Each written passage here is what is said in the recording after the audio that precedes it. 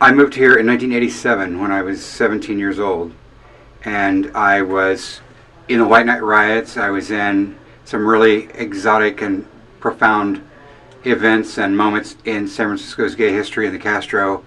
I worked at Trocadero. I worked at the cafe, it's called now. It was something different then. But I always felt like I didn't really belong, and yet I refused to give up because this is the United States, this is my country, this is my city, these are my people.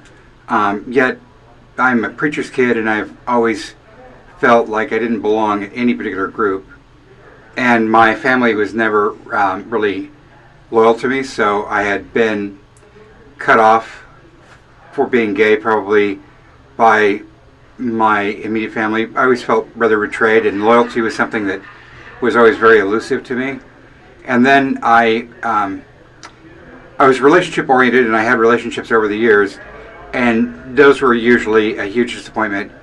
And then 23 or 4 years ago, I met someone who I thought was my soulmate, and we were together for 21 years.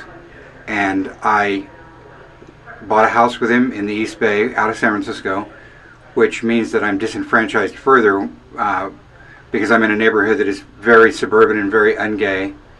And so I'm isolated by that. And he spent 20 plus years telling me he would never leave, and then he left almost 3 years ago. And now I am extremely isolated by that, and I'm used to trading on my good looks, but I'm older now, and that's no longer relevant. And so I have not been working because I almost died a couple of times, and I was a house husband, and now I'm having to sue for divorce just to get my share of our wealth.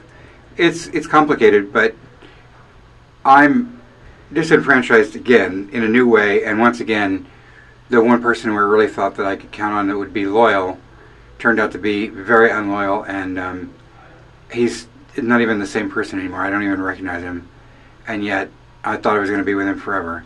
So if you see someone who's a loner or who looks like they might be in want of a friend, who shows up at events and they're all by themselves, you might try to bring them in, because I keep putting it out there and I don't really make that connection. I'm not giving up because these are my people, and when I'm in the city, San Francisco is a beautiful city and it makes my heart warm, and I'm still a San Franciscan even though I live in Contra Costa County. But reach out, be available for someone who is a loner, because when I was on meth until 2 months plus ago when I quit, it's easy to make friends when you're on meth, which is really ironic, isn't it? Because you have that in common, and especially if you've got the meth to share, then you can always gather a crowd around that are interested in you. But when I quit using meth, now it's really difficult to make new contacts, new friends. And now I've postponed grief, the loss of my relationship, with 3 years of using meth, and now that I'm sober, the grief is here, and I still haven't had a chance to mourn.